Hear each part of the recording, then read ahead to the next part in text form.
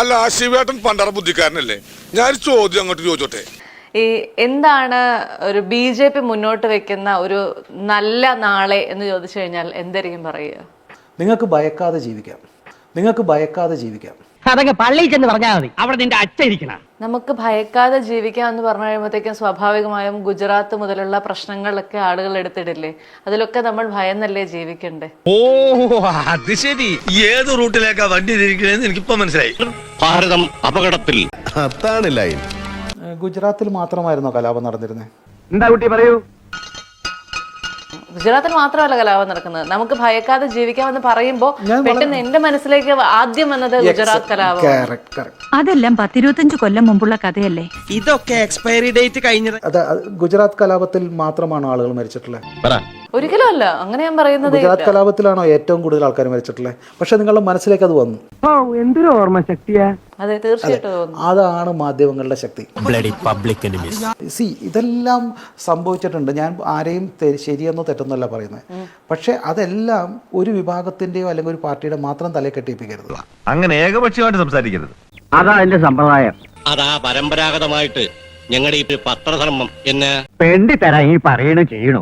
നിങ്ങൾ ഭയന്നു എന്ന് പറയുമ്പോൾ നിങ്ങൾ എന്തുകൊണ്ട് സിഖ് കലാപം ഓർത്തില്ല? അത് ചോദിക്ക. നിങ്ങളുണ്ട് കാൺപൂരിലെയോ ലക്നൌവിലെയോ കലാപങ്ങൾ ഓർത്തില്ല? എനിക്കൊന്നും ഓർമ്മ വരുന്നില്ല ഈശ്വരാ. നീ ഓർക്കുകയല്ലേ? അതിനെ എത്രയോ പേര് മരിച്ച. ഇനി ഞാൻ നിങ്ങൾ ചരിത്രം അറിയാത്ത നിങ്ങളോട് പറയാം. ശ്രദ്ധിച്ച് കേൾക്കണം, ഇത് കേൾക്കുമ്പോ ചെലവന്മാര് ഞെട്ടും. CPM ഡയറക്റ്റ് ചെയ്തൊരു കലാപത്തെ കുറിച്ച് നിങ്ങൾ കേട്ടിട്ടേ ഉണ്ടാവില്ല. എനിക്കൊന്നും അറിഞ്ഞൂടാ. അറിയാം അല്ലേ കൃഷ്ണൻകുട്ടി എന്തിനാ വെറുതെ പണിക്ക് പോകുന്നത്? ദ ബ്ലഡ് ഐലൻഡ് എന്ന് പറഞ്ഞൊരു ഒരു പുസ്തകം ഉണ്ട്, നിങ്ങൾ വായിച്ചു നോക്കണം. ചരിത്ര പുസ്തകമാണ്. ഞാൻ ആദ്യമായിട്ട് കേൾക്കുക. നിങ്ങൾക്കൊരു കുന്തം അറിയില്ല, അതുകൊണ്ടാ പറഞ്ഞത്. 1.5 ലക്ഷത്തെ ആൾക്കാരെ കൊന്നിട്ടുണ്ട്. 1.5 ലക്ഷത്തെ ആൾക്കാരെ കൊന്നിട്ടുണ്ട്. അങ്ങനെ ഒരു സംഭവം ഉണ്ടായി. ഓ, ഈ നാട്ടുകാർക്ക് മുഴുവൻ അറിയാവുന്ന കാര്യം ഞാൻ പറഞ്ഞേ. സത്യത്തിൽ ഇവൻ എന്താണ് ഒപ്പിച്ചത് സാറേ? ഒരു പ്രദേശത്തെ മുഴുവൻ ആൾക്കാരെ, ബംഗ്ലാദേശിൽ നിന്ന് വന്ന പാവപ്പെട്ട ഹിന്ദു OBC വിഭാഗത്തിൽപ്പെട്ട ഒരു മുഴുവൻ ജനതയെ ഇവിടെ കൊന്നുകളഞ്ഞു. ഇത് ശരിയല്ല, കള്ളമാണ്. വെറുതെ കിടന്ന് ഉരുളാദാശനെ. എല്ലാ വിവരങ്ങളും ഞാൻ അറിഞ്ഞു.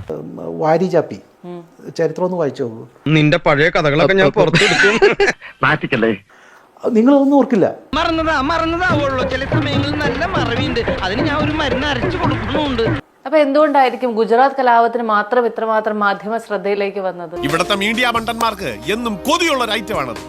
ഇത്തരം കലാപങ്ങളെല്ലാം നിശബ്ദമായി പോവുകയും ഈ കലാപം മാത്രം വളരെ ശബ്ദത്തോടെ ഉണ്ടാവുകയും ചെയ്യുന്നത് എന്തുകൊണ്ടായിരിക്കും? നിനക്കറിയില്ലേ? ഇരുട്ടുകൊണ്ട് ഓട്ടയടിക്കാൻ നോക്കരുത്. നിങ്ങൾ വിചാരിക്കുന്നുണ്ടോ ഈ പത്രദൃശ്യ മാധ്യമങ്ങളെല്ലാം കൃത്യമായി സത്യസന്ധമായി വാർത്ത നൽകുന്നു? നിങ്ങൾ പത്രക്കാരും TV-കാരുമാണ് ഈ നാട്ടിലെ പ്രശ്നങ്ങൾ പെരുപ്പിച്ച് വർഗീയ ലഹള വരെ ഉണ്ടാക്കുന്നത്. അങ്ങനെ ഒരിക്കലും ഞാൻ വിചാരിക്കുന്നില്ല. പക്ഷെ എന്നിരുന്നാൽ പോലും അപ്പൊ ഒരു കലാപത്തെ മാത്രം ഭയങ്കരമായി ഇങ്ങനെ കാണിക്കേണ്ട ആവശ്യം പത്രങ്ങൾക്കുണ്ടോ?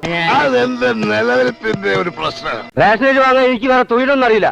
ഒരു ഇംഗ്ലീഷ് ചൊല്ലുണ്ട്, നിങ്ങളെ ആരാണ് ഭരിക്കുന്നത് എന്നറിയാൻ നിങ്ങൾക്ക് വിമർശിക്കാൻ ആരെയാണ് ഭയം എന്നറിഞ്ഞാൽ മതി. എന്ന് വെച്ചാൽ എന്താ? എനിക്ക് ഒരു പിടിയും കിട്ടണില്ല. ഇവിടെയും അതാ സംഭവിക്കുന്നത്. ഞങ്ങളെ നിരന്തരം വിമർശിക്കുന്നുണ്ടല്ലോ, പക്ഷെ വിമർശിക്കാൻ ആരെയാ ഭയം? അയ്യോ, സത്യമായിട്ട് എനിക്കറിയില്ലേ. മനസ്സിലായില്ല അല്ലേ? എനിക്കറിയാം, എനിക്ക് മനസ്സിലായി. വേറെ ആര്? അവന്മാര്. അത് നമ്മൾ തന്നെ.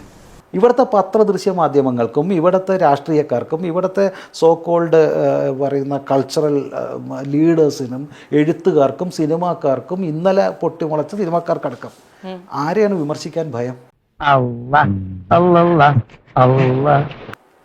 അവരാണ് നിങ്ങളെ ഭരിക്കുന്നത്. നിരന്തരം വിഷം തുപ്പുന്നില്ല ഞങ്ങൾക്കെതിരെ. എന്തൊക്കെ നുണ പറയുന്നു, എന്തൊക്കെ പറയുന്നു. ടെലിവിഷൻ ഇത് തന്നെയല്ലേ ഉള്ളൂ. അതിന്റെ പരിപൂർണ ഉത്തരവാദിത്തം നിനക്കാ. വിമർശിക്കാൻ ഞങ്ങളല്ല നിങ്ങളെ ഭരിക്കുന്നത്.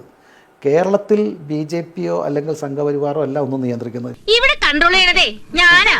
എന്നെ അനുസരിച്ചും ബഹുമാനിച്ചും ജീവിച്ചാൽ കൊള്ളാം. സമൂഹത്തിൽ നടക്കുന്നത് അത്തരം നമുക്ക് വിശ്വസിക്കാൻ പറ്റാത്ത പലതും നടക്കുന്നുണ്ട്.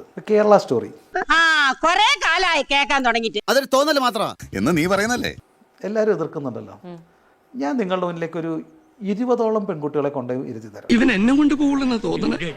അതിലൊക്കെ സംഭവിച്ചതിനേക്കാൾ ദുരിതങ്ങൾ അനുഭവിച്ച എത്രയോ പെൺകുട്ടികളെ എനിക്കറിയാം. ഇത് നിങ്ങൾ അവൻ്റെ കഥകൾ കേൾക്കണം. അത് ഇല്ലാത്തൊന്നുമല്ല, നാട്ടുന്ന സംഭവങ്ങളുണ്ട്. ഇപ്പൊ അറിയണുള്ളൂ. നിങ്ങള് കൊറേ കാലായില്ലേ ലൈലാമജിന് കളി? അതുകൊണ്ട് ആ സമൂഹം മുഴുവൻ തെറ്റാണെന്നല്ല ഞാൻ പറയുന്നത്. പക്ഷേ ഇത്തരം സംഭവങ്ങൾ കേരളത്തിൽ ഉണ്ടായിട്ടുണ്ട്. ഞാൻ പറഞ്ഞത് എനിക്കറിയാവുന്ന സത്യങ്ങളാ. സാറിന് ഇഷ്ടമുണ്ടെങ്കിൽ വിശ്വസിച്ചാൽ മതി. പക്ഷേ നിങ്ങളുടെ മുന്നിലേക്ക് ദൃശ്യമാധ്യമങ്ങൾ ഇതൊന്നും വേണ്ടത്ര രീതിയിൽ സത്യസന്ധമായി ചെയ്യുന്നില്ല എന്നുള്ളതാണ് വളരെ ശക്തമായ എൻ്റെ അഭിപ്രായം, അല്ലെങ്കിൽ എൻ്റെ എതിർപ്പ്. അതിനെ കുറിച്ചൊന്നും നീ അന്വേഷിക്കണ്ട. സ്ലാങ്ക് പറയും അപ്പ കേട്ടാ മതി, സ്ലാങ്ക് കാണിക്കും അപ്പ കണ്ടാ മതി. ഇത് എന്തുകൊണ്ടായിരിക്കും എന്നുള്ളൊരു ചോദ്യം ഇപ്പൊ ബാക്കി നിൽക്കുന്നില്ലേ? അയ്യോ ഇതിന്റെ സംശയം ഞാൻ തീർത്തു തരേ. നിങ്ങൾ സത്യം വിളിച്ചു പറയാൻ തുടങ്ങിയാൽ നിങ്ങളുടെ പരസ്യം നിൽക്കും. ഇത് റിസ്കാ, ഭയങ്കര റിസ്കാ.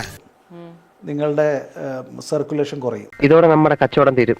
So this is what happening. അപ്പം ഇതൊന്നും കേരളത്തിൽ അത്ര ഈസി അല്ല. നമ്മുടെ നാട്ടിലെ സ്ഥിതിഗതികൾ ഇങ്ങനെയൊക്കെയാ. പിന്നെ എന്റെ തെറ്റായ ധാരണ കൊണ്ടാണോ എന്ന് അറിയാൻ വേണ്ടി ഞാൻ ചോദിക്കുകയാണ്. അപ്പൊ ബീഫ് കഴിക്കുക എന്ന് പറയുന്നതിന് BJPക്ക് ഒരു തരത്തിലും എതിർക്കാത്ത കാര്യമാണോ എന്നാണ് നിങ്ങൾ ഇവിടെ പറഞ്ഞിരുന്നത്. പക്ഷെ ഒരു കുഴപ്പമുണ്ടല്ലോ ഭായി. എനിക്ക് അതിനെന്താ ഇത്ര തർക്കം? ഇതിപ്പം BJP ഭരിക്കുന്ന അസം, നാഗാലാൻഡിലൊക്കെ ഇത് ബീഫ് മാത്രമല്ല, അവിടെ കഴിക്കാത്ത സാധനങ്ങളില്ല എന്നറിയായിരിക്കുമല്ലോ. എനിക്കറിയില്ല. അറിയാൻ പാടില്ലാത്ത കാര്യത്തെ കുറിച്ച് വിസ്തരിക്കണ്ട. ഞങ്ങളാണ് ഇപ്പോൾ ത്രിപുര ആയാലും മണിപ്പൂർ പല സ്റ്റേറ്റുകളും ഞങ്ങളാണ് ഭരിക്കുന്നത്. ആസാം തൊട്ട് ഇങ്ങോട്ട് വന്ന് മിക്കവാറും എല്ലാ സ്റ്റേറ്റുകളും ഞങ്ങളാണ് ഭരിക്കുന്നത്. ഇത് ഞാൻ പറഞ്ഞു, എൻ്റെ അടുത്ത സുഹൃത്തുക്കൾ കഴിക്കുന്നുണ്ട്. എനിക്ക് പോത്തിനോട് യാതൊരു ദേഷ്യമില്ല. ഞാൻ കഴിച്ചിട്ടില്ല, എനിക്ക് കഴിക്കാൻ ഇഷ്ടമല്ല. അതും വേറെ പല കാരണങ്ങൾ കൊണ്ടാണ്. എനിക്കതിന് കാരണമുണ്ട്. പക്ഷെ എൻ്റെ അടുത്തിരുന്ന ആൾ കഴിച്ചോണ്ട് എനിക്കൊരു കുഴപ്പമില്ല. ഇനി ഞാൻ ഇവിടെ നിൽക്കണേ അത്ര പന്തിയല്ല. അതായത് അങ്ങനെയാണ്.